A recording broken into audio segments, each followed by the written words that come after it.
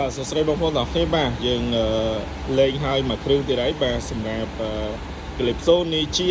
026បាទតាមទីក្រុងពណ៌លឿងបងប្អូនណាបាទយើងលេងមួយជិចបែបផ្សងប្រេងបងប្អូនបាទមួយឈុតនេះយើងផ្សងប្រេងគ្រប់ខេត្តបាទមួយអែមបងប្អូនណាបាទ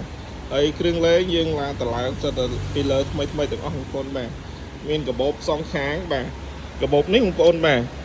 ស្រួលយើងដាក់វ៉ាន់បាទបងប្អូនណាបាទយើងដាក់វ៉ាន់បានបាទសម្ភារៈមួយបងយើងដាក់បានមួយសេតបងប្អូនណាបាទហើយស្រួលយើងទ្រីបយើងអស់រត់តាមបណ្ដាខេត្តអីយើងស្រួលហ្នឹងបងប្អូនបាទស្រួលធ្វើដំណើរស្រួលដាក់វ៉ាន់បាទហើយការពារភ្លៀងដែរបងប្អូនបាទហើយលំលិចនឹងធុងឯណុកចំណុះ30លីត្រមួយបាទ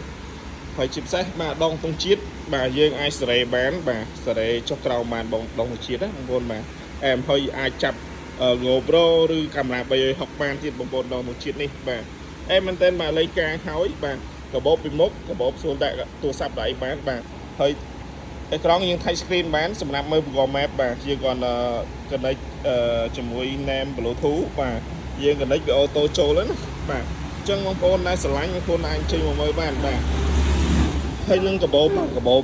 ខាងមុខនេះបងប្អូនបាទប្រភេទ waterproof បាទអែមបងប្អូនបាទ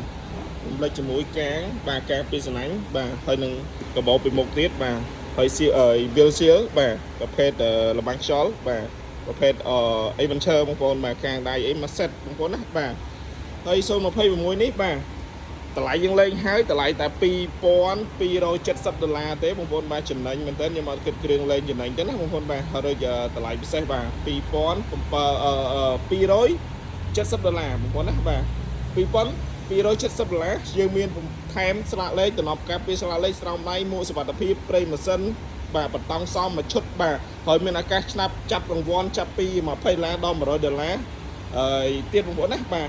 អញ្ចឹងយើងដឹងតែចាប់បានបាទមិនដឹងថា$20ឬក៏70 40 100បាទអញ្ចឹងបាទហើយមានឱកាសចាប់រង្វាន់ប្រចាំខែចាប់ពី$300ទៀតបងប្អូនណាអតិថិជនដែលសងសំណាងបានយើងអាចចាប់បានបងប្អូនណាបាទហើយមានរង្វាន់ចាប់ប្រចាំឆ្នាំទៅលេងប្រទេសអ៊ីតាលីជាមួយនឹង Calypso Ninja នេះទៀតបងប្អូនបាទអញ្ចឹងអរគុណច្រើនបងប្អូនដែលស្រឡាញ់ប្រភេទលេងហើយបងប្អូនអាចជិះមកមើលបានបាទកប់សេរីបងអើយ